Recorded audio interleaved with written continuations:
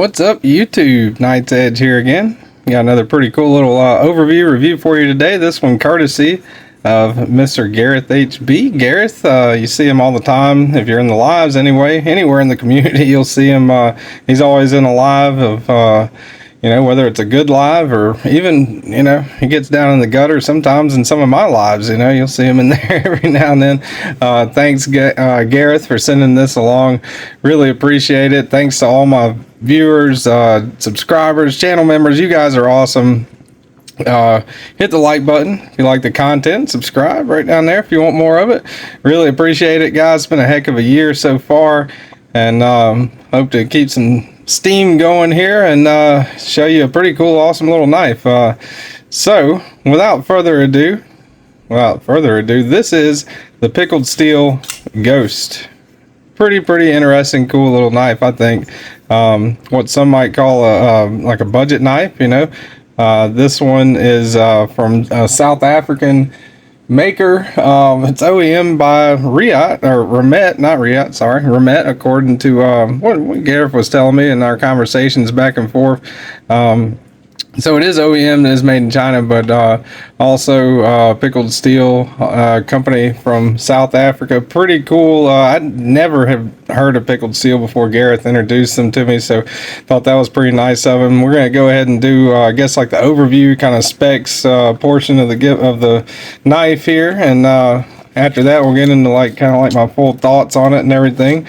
So overall, you got from the tip of the blade to the end of the handle, looking at right at, I'd say 7 3/4, a little over 7 3/4, almost what I would call like a full-size knife. Blade length, got 3 3/8 there. If you go with overall blade length, from the tip of the blade, you are looking at right at 3 5/8 there. Now cutting edge, you're looking right at 3 and I'd say 3 3/8. Yeah, right, 3 3/8 on the cutting edge. So almost what I would call like a full-size knife. It feels like a full-size knife. So go ahead and get the calibers out here. Do a little blade stock thickness check. Looking at 140 thousandths. That's the overall thickest part of the spine. All right, let me go ahead and yeah, there we go. That's more like it, right? 113 thousandths. Ooh, way off on that. All right, 113 thousandths. Let's see. Let's just do. You can measure this all kinds of different ways, y'all. But 115 thousandths around the edge there. That's on the belly, right there, and it handle thickness looking at 457 thousandths, roughly, right around in there. And so pretty good dimensions there, I would say. All right, put the calibers up here. Let's go ahead and do some size comparisons. We'll get out some of the usual suspects here. Got the Ontario Knives Rat Model 1 and Ontario Knives Rat Model 2. A couple of standard size comparisons for the channel, so you can see right there. It's in between. I'd say in between, right? As far as the cutting edge on it, way more than the Rat 2, and right about the same, actually, depending on what you would measure on that belly for the Rat 1. So pretty decent sized knife, decent blade to handle ratios, I would say. There is the Cold Steel 8010. Here's your Demco Knives 8020.5.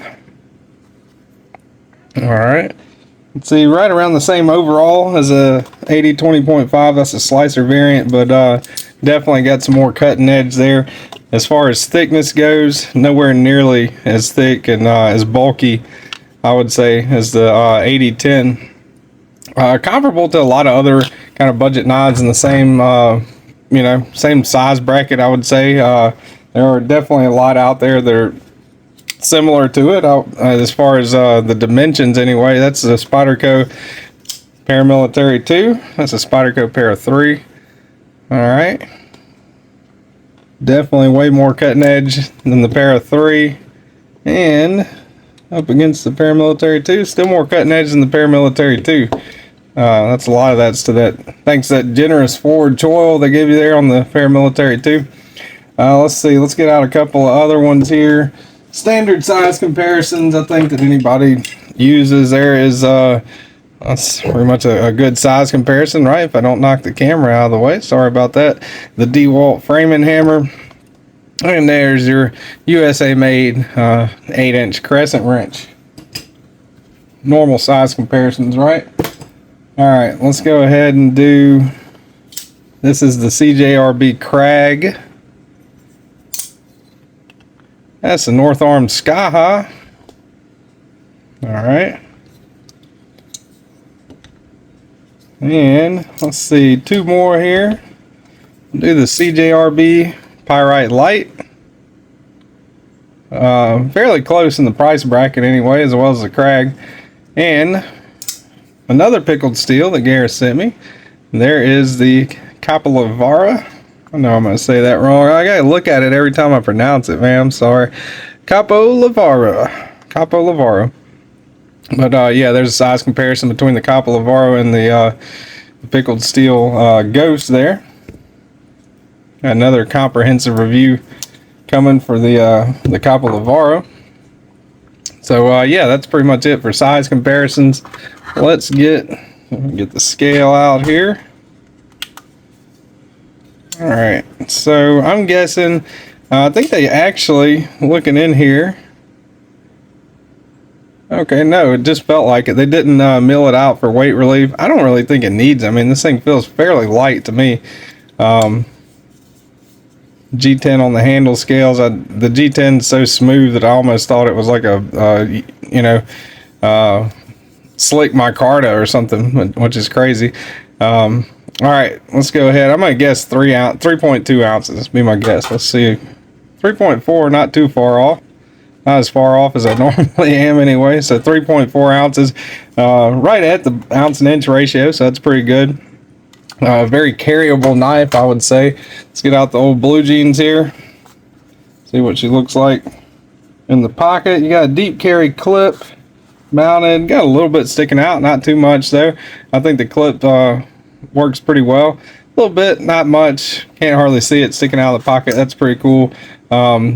No real issues with the clip. It sticks out a little bit. I wish I could kind of spoon that down maybe. I mean, you can do that yourself fairly easy, but can be just a little bit grabby, you know, if you're walking past stuff, you got it sticking out of the pocket or whatever, but not really too big of a deal to me. We'll go ahead and check out, let's see, the last part of the specs here. Let me get out the driver. There you go. That's a Weehigh. And the Knives. Little Knives. I love this little driver. It's a pretty good one. Got a T6 on the Knives, so I'm thinking that's what the body screws are. Yeah. T6 on the clip screws. I think they're all T6. Yeah, T6. All right, so T6 body and clip, and captive pivot, which is really good. You know, always a fan of that. T8 on the pivot. So T8 on the pivot, T6 everywhere else. Wish they could have made those T8. You know, would avoid stripping it out a little more, but I mean, I don't think it doesn't have too much hardware on it, right? So you got this on the body on one side and this on the body on the other, plus that's probably, be my guess, that goes to the back spacer, that goes to the back spacer. Good little you know, regular duty, I would say, EDC knife. Not anything super overbuilt, but not anything that I would say is like super flimsy by any means. All right, so that is pretty much it for the overview, specs and everything. We'll get into the kind of aesthetics and ergonomics review portion of it, I guess. Should be right up there on the top of the screen, right? If I'm editing this the right way, probably not. But all right, so as far as the ergonomics go, this thing grips awesome. I mean, I have no issues with the grip on it whatsoever. Pretty much one grip. I wear a large size glove, got average size hands, I guess, but pinky lands right about there, so full 4-finger grip, feels solidly locked in right behind that flipper that doubles kind of as like a little finger guard whenever it's flipped down, or flipped out, rather.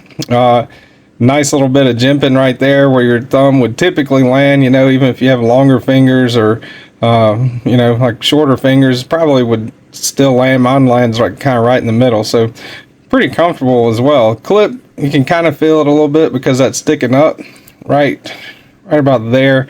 If you're holding it in that grip, not really like a severe hot spot or anything there. Just kind of a nitpick, something I noticed there.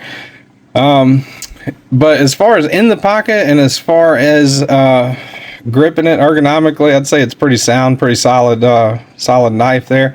As far as the blade goes, this is D2. It says right there, D2. There's the model of the Ghost.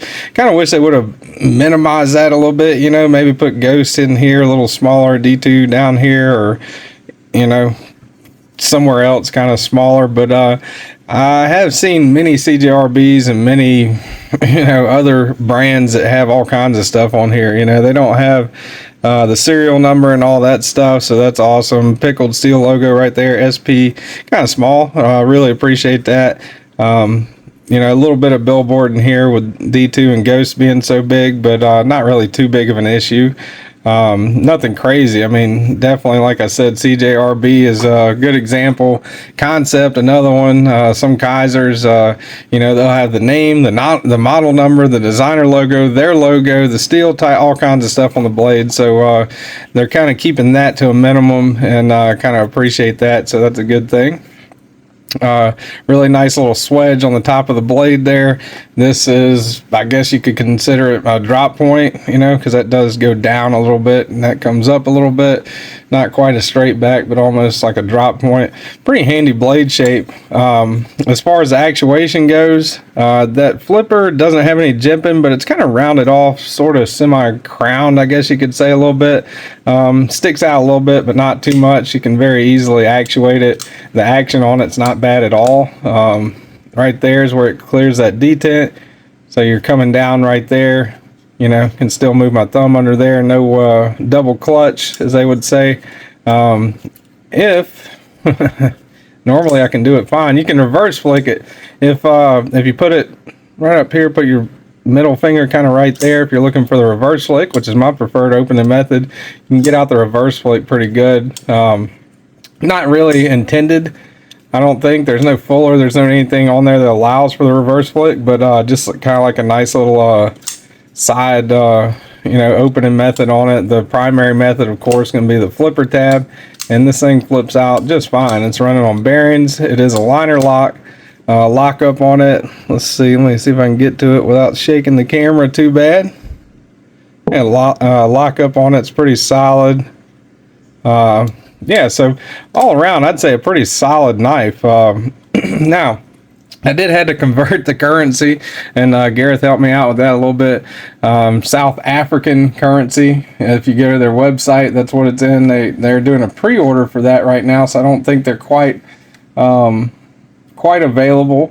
But if you go to pickledsteel.za.co, I think that's the right website. I'm trying to double check here.